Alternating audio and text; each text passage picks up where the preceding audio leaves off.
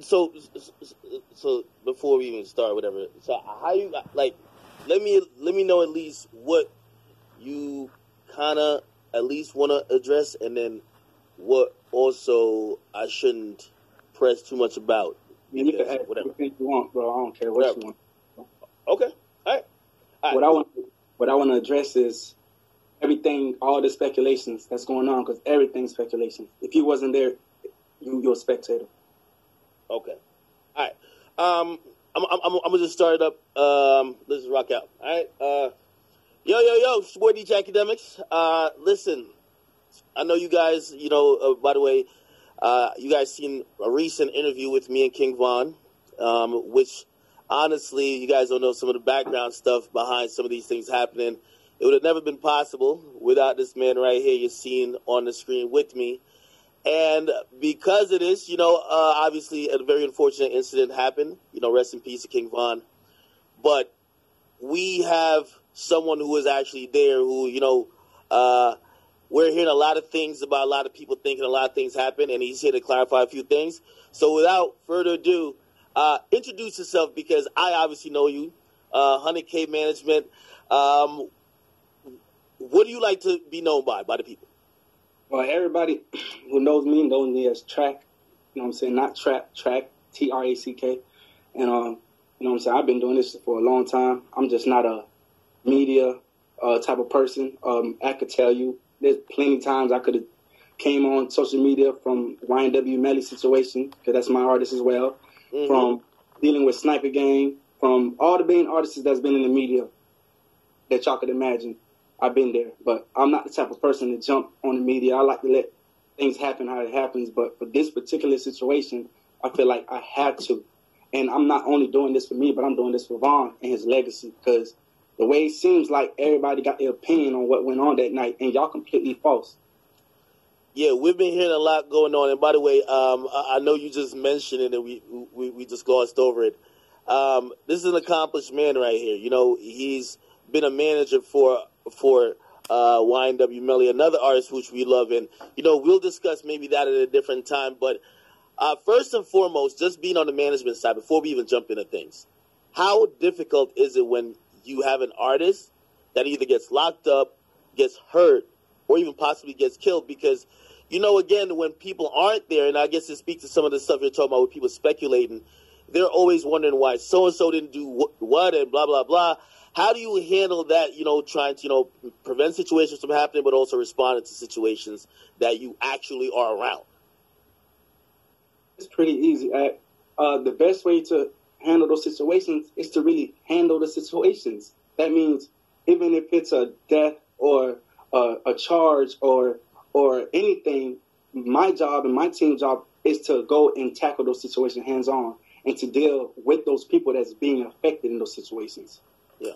So it's pretty much, it's not really that hard. It's the social medias and the outlets that make these situations hard. They bring a lot of bad insights and a lot of bad light to situations, even with the Melly case.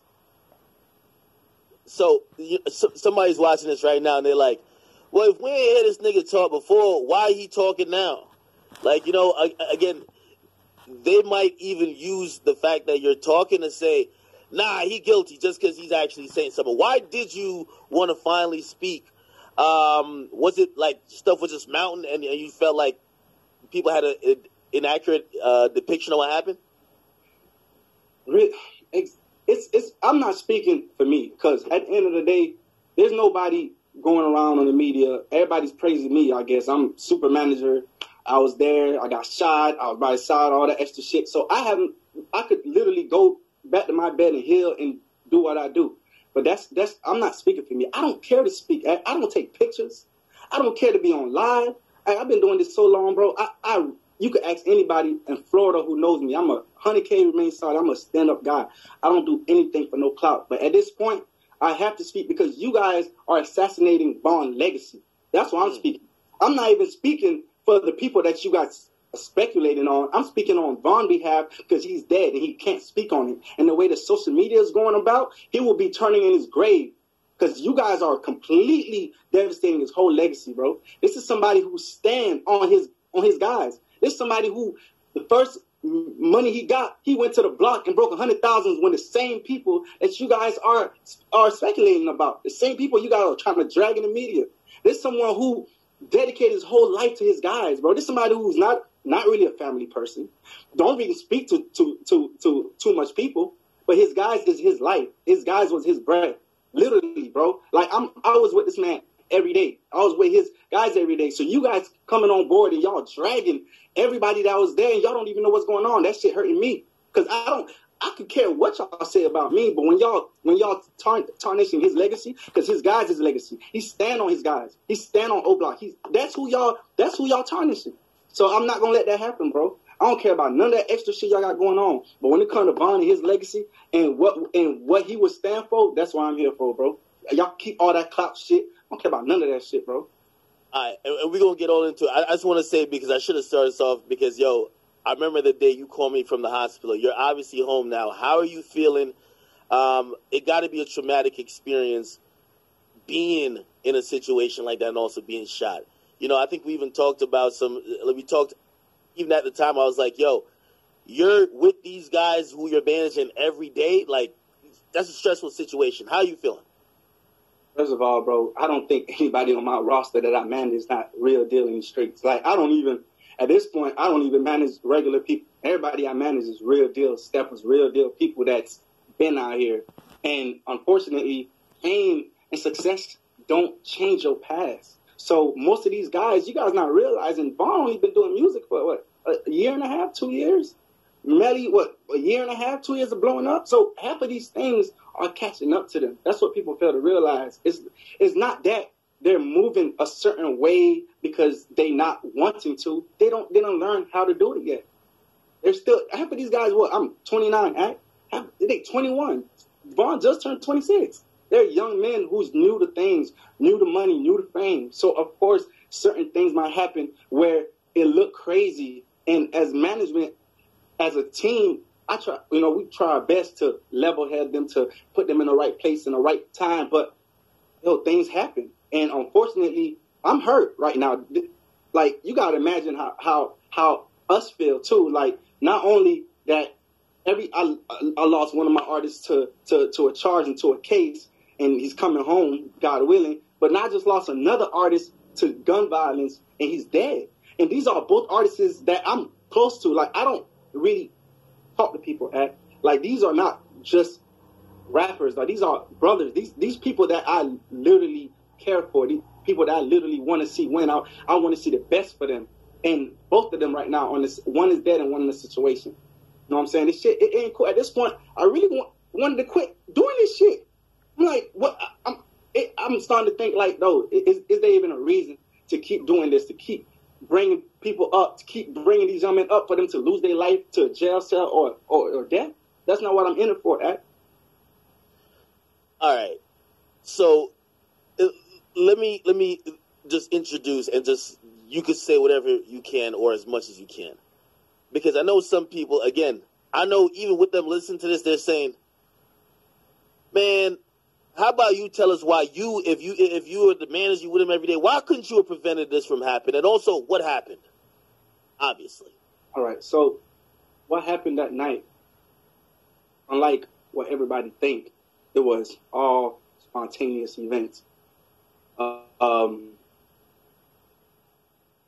It's sad to say, but Von at that time wasn't at the right place. I wasn't at the right state in his mind.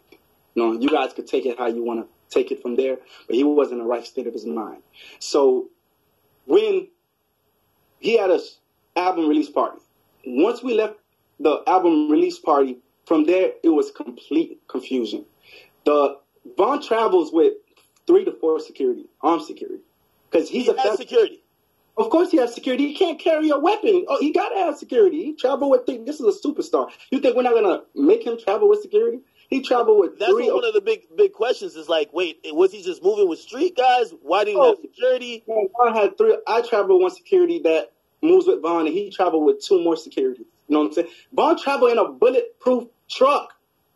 So all this extra speculation is about security and not doing a job. And not only that, his guys are security, man. He travels with 10 to 15 guys daily.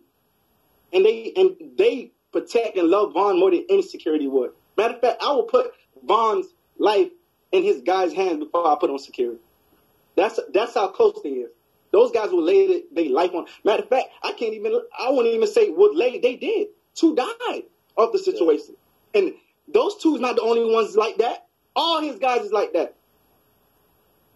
But you guys don't know what happened, bro. So, I'm going to go on a quick description of what happened that night so y'all could really know what happened. We left Opium, which was his album release party. I think we're about 8-10 cars deep, 20-25 on Entourage. Everybody mind leaving the club is that we're going to the hotel and the Airbnb because that's normal routine. The club he went to, the after hours, wasn't getting paid for. I didn't have no acknowledgement of. His team didn't have no acknowledgement of. That was a complete Von decision, and he had the right to make those decisions. Wait, hold on. So y'all left Opium and went to a different club, which we didn't even know was going to act. Okay, so the club that's in that security footage that's not Opium. That's not Opium. Oh, okay. That's an after hours spot that we didn't even have no acknowledgement that we was going to. Okay. So really, everybody jumped in the car. I drove to the club with Von in the Hellcat. So going out the club, he jumped into the bulletproof truck, and it was him and maybe two or three more individuals in the drive. So everybody else that was with us driving to the Airbnb or to the hotel, and Von literally went to the venue by himself. We got a call later from people in the car, like, hey, bro, we here by, matter of fact, I think from his DJ, was like, hey, bro, we here by ourselves. Like, where you guys at? And everybody rerouted to that venue. So already confusions were already started. Because normally, if we got an after party or we got anything we're going to, we know as a team. Everybody know to be on point. You know what I'm saying? We're traveling with a real deal gangster, a real stepper. So everybody going to know how to move. But from that night, I don't know what it was. Maybe it's God timing. I don't know what it was, but Von completely went on his own course that night. So he didn't call no one saying, hey, yo, we going here. Maybe the message didn't get relayed? No, he literally told his driver he's going to an after-hour spot, and then we all caught up with him later. Okay, so by the time you guys get there, what's going on? By the time we get there, he was still in the car. It was him. So he didn't go in the club yet, or the spot? Remember, he was in a bulletproof truck. Okay. So it wasn't no concern. He was at the venue before. So we got there. When we got there, everybody jumped out the car. And we're like, okay, cool. We're thinking we're about to go in. And for some, like I said, this is, I can't make this up. For some reason, Von wasn't himself. I'm not gonna lie. This is somebody who's more on point than security at. This is somebody, if I'm on the road with, I'm with him. Like, cause he know how to move. He know how to pick spots. Like, yo, this man is like, I promise you, the best artist I ever moved in my life as far as knowing how to conduct himself properly. But for some reason that night, it was off. Like, he stayed in the car for like 30, 35 minutes, and everybody outside is cold and it's shivering. Like, everybody outside wondering, like, what's going on? What's going on? So people starting to go back in the cars. Like, all the entourage, everybody was with it, they went back in the car. So I went to the car he was in. I was like, yo, Von. Went inside the passenger seat. I'm like, yo, Von, bro, what's going on? Like, everybody here waiting, let's go. He was like, all right, let's go. So at that time, this is where the security come in at. At that time, we're telling security, hey, it's time to go in now. Von's ready. You know what I'm saying? We've been here too long. Let's go inside the club. So they do their rounds. They go inside the club. They check the venue, go inside, check the outside, make sure there's no threat. Now, common sense, if you guys know, security, nobody cannot go inside a club with a weapon. No matter who you is, you cannot enter a building with a weapon, especially a venue. So being alert that we're going into the club, all security put their weapon inside their cars. Because we're thinking we're going inside the club. Now, right before we go inside the club, one of his homeboys came to the driver's side and they said, hey, we seen so-and-so. I'm not going to say no names. We seen so-and-so in the car. And instantly... In the car or in the spot? No, we seen... He literally... Our car is right here. Yeah. And and so-and-so pulled up right there. So you had one car, which is one car before. You had another car, which is our car right here. And you had other people parked, scattered everywhere else. And one of Von homeboys came to him and was like, hey, we seen so-and-so in the car. He's asleep. And he jumped up. I'm talking about like... Wait. So the other dude was sleeping? Or or just not aware type shit? The other artist was sleeping, unaware. He just put up to the club. You know what I'm saying? I'm not going to give nobody no name. Yeah. Whatever. He put up to the club. And I believe it was just him and his driver.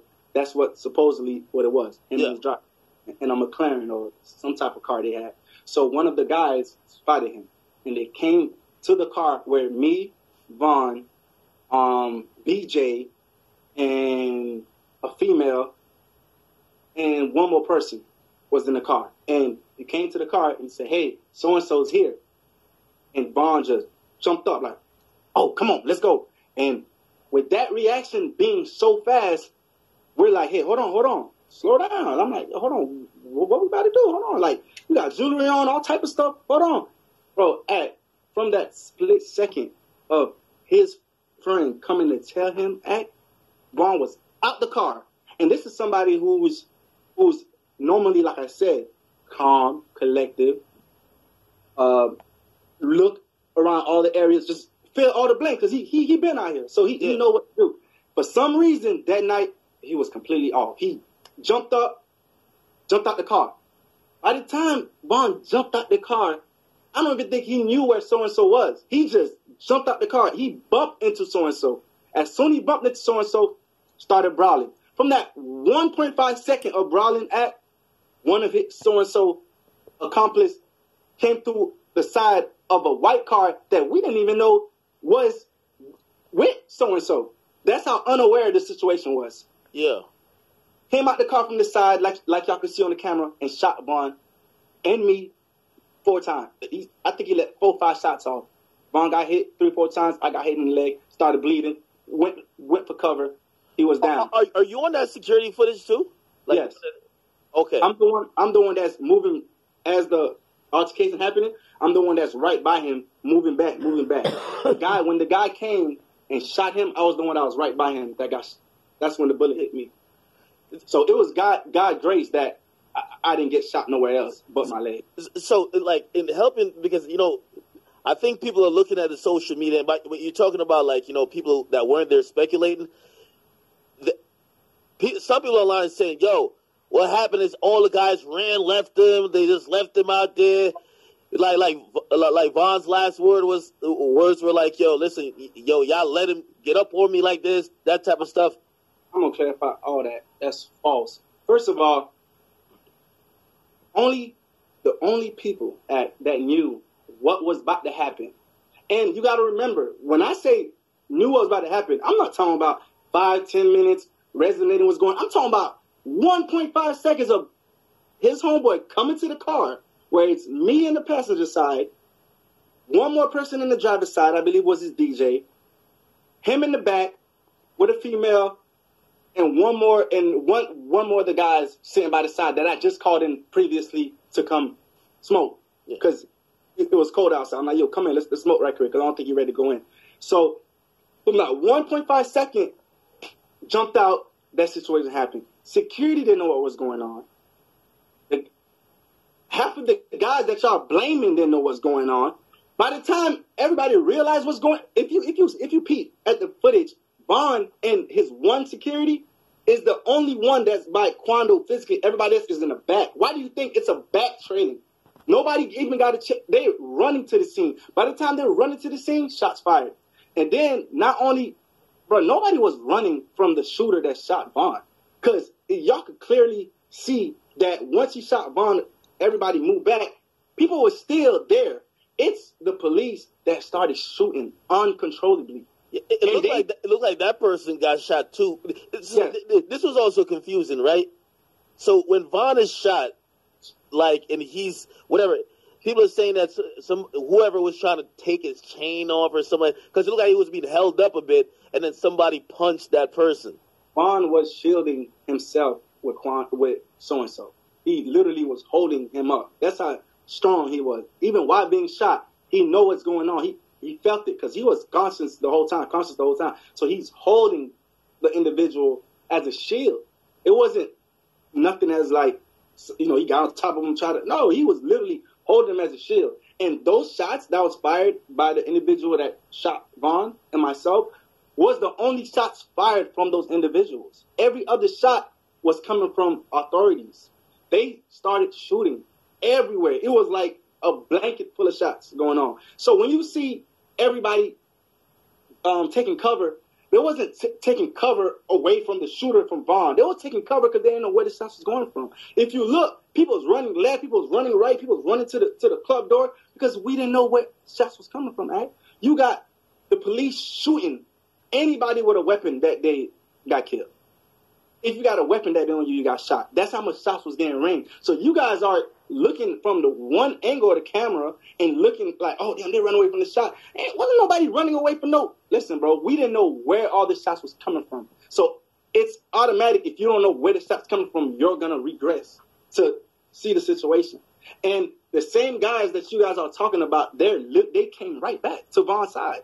And if you could tell in the footage, after the shooter that shot Vaughn got shot from the back, which people thinking it came from somewhere else, it came from the back. He got shot from the back. If you look at the footage, he tried to walk back to the car, and he got shot, and he tumbled back. He still had his weapon in his hand. So while they progressing the Vaughn, he's swinging the weapon like this. People was regressing back. But everybody was still alert to go get Vaughn. Because clearly, it took, 4 or 5 people to bring Vaughn into the car to bring him to the hospital. Is there any truth to any of the rumors that the person who was still like entangled with Vaughn after he got shot was, even though they might have been scuffling before, he was trying to help Vaughn? He was screaming, "Yo, Vaughn shot." I'm not so sure how much he tried to help, but I do know he was screaming, he shot. Could have been from a panic stage, could have been from instinct, not sure. He was just screaming that he shot.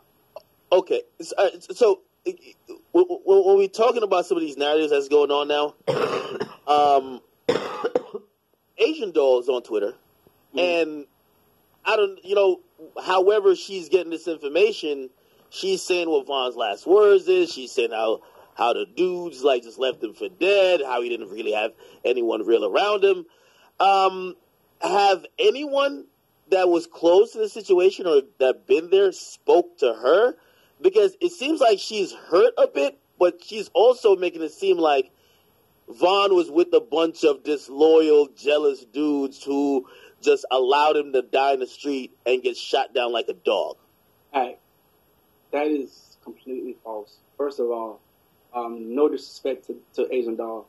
And we spoke this morning because I seen some of the tweets and some of the stuff, and I reached out to her. I'm like, hey, bro, I know you mourning and you hurt like everybody else, but you need to slow down because, one, you wasn't there.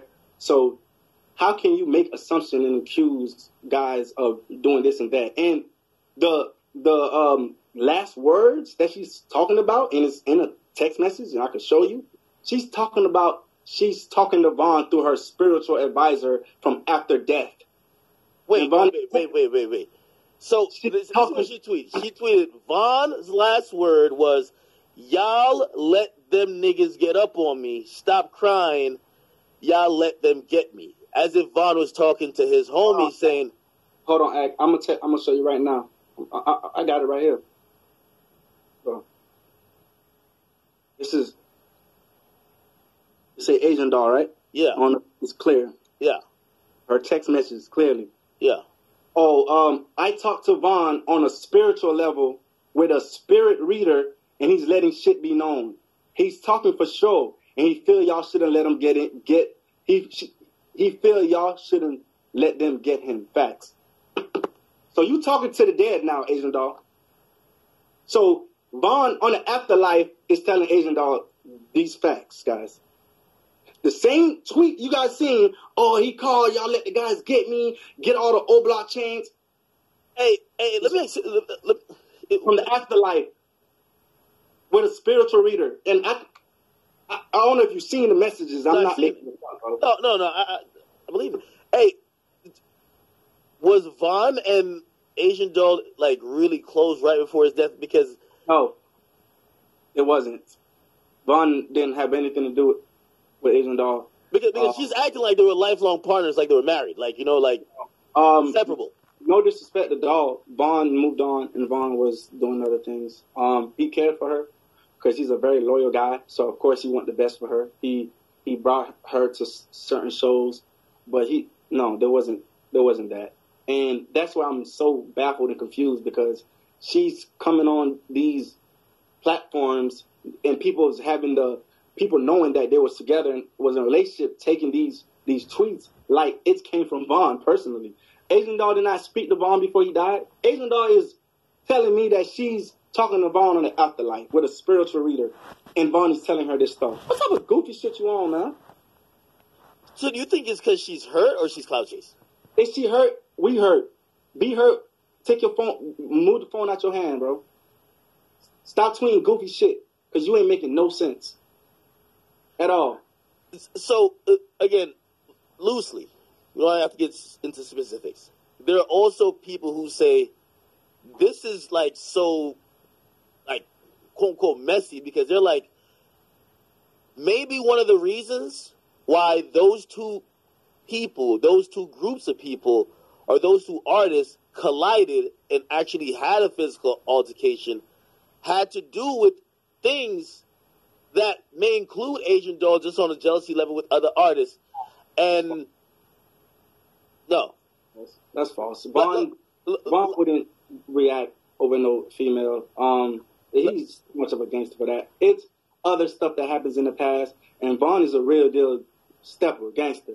And let me give a little more detail. So this, and also, which obviously would clear, his name too. This has nothing to do with Young Boy doing a song with Asian Doll, and Von did a song, or was going to do a song with Jania. That has nothing to do with this, right? Von is not no hoe, bro. No. Okay. Absolutely not. This has to do with Von being the person he is and been, and he don't like all that sneak this social media stuff. And their camp used to be cool, and they changed a couple words. And they say, hey, when I catch one of them, I'm gonna treat him like a little boy. Hey, no gun violence, nothing. We're just gonna beat the hell out of him, which he did faithfully. Beat the shit out of his ass. Well, do you think you being a manager, you could have? Because there's a video on social media of them being cool, them whatever, like being the same Instagram video together or Instagram story. Could you have possibly squashed that? It wasn't really got Von to look past it, or at least like got them both on the phone or something like that. It wasn't. I don't think it was really nothing to squash at. It was just more like Von is just that type of person. Like, hey, bro, he's not gonna go back and forth with you, and he stay out the way, and he expect you to stay out the way.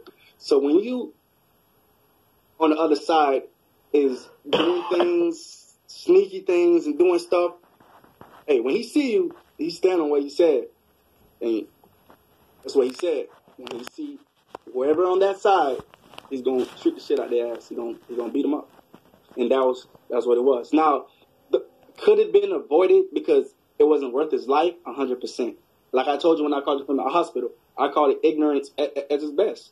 That's what it was. Because one, for you to be a superstar, taking care of your family should be the main priority. And that goes for any artist, not just for Von, but any artist out there. Once you get to a certain level in your life where you're the provider and you're the alpha male, you have to let certain things go because it's not needed. Because none of those things is more important than your kids, than your family, than your future and your life. Because you never know how it could turn out. So it could have been easily voided to just literally let it go and just let so-and-so go in and he do what he do. But I can't speak on the behalf of the next man because that's how he was. And before the shot was, or the guy brandished the gun or whatever, right? Was it just a fight? Was anybody else like showing weapons? Like this was the only guy who just they're literally just kind of having a fist fight, whether who's winning or who's not, right? and this guy just pulls out a gun and just starts to shoot. And just starts shooting. That's people. It's 2020. No one fights anymore. Von, my friend, he's been in jail all his life. He got a problem with somebody, he's gonna fight. And not saying he won't do other things, and maybe his persona and the things that occurred with him made the other person come out like that, firing. But there's no intent for that incident to go into gunfire. Von was literally trying to fight him, show him a lesson, and move on with his day. And it didn't turn out that way. But it goes to show, too, for that incident, and this is for anybody else, you have to be aware of your surroundings. Like, regardless if something's about to go down, you have to know who is who, what's what, like, who's with. None of those was made in an analyst. Like, security didn't know what was going on. His guys didn't know what was going on. He literally, off instinct and just not in the right state of mind, just jumped out and went to the situation. Like I said, he didn't even know where so-and-so was. Like, that's how unprepared the situation was for everybody that's claiming that, everybody that was with him is so wrong and left. The man himself did not even know where that person was. He bumped into so-and-so, literally bumped into so-and-so and started fighting. And from that 1.5 seconds of fighting, shots was fired. From not even from the outside where any of the guys could have been like, oh shit, jump. Bro, it came literally from the backside. The guy we didn't even know the white car was with so-and-so because nobody was alert. The only person that was alert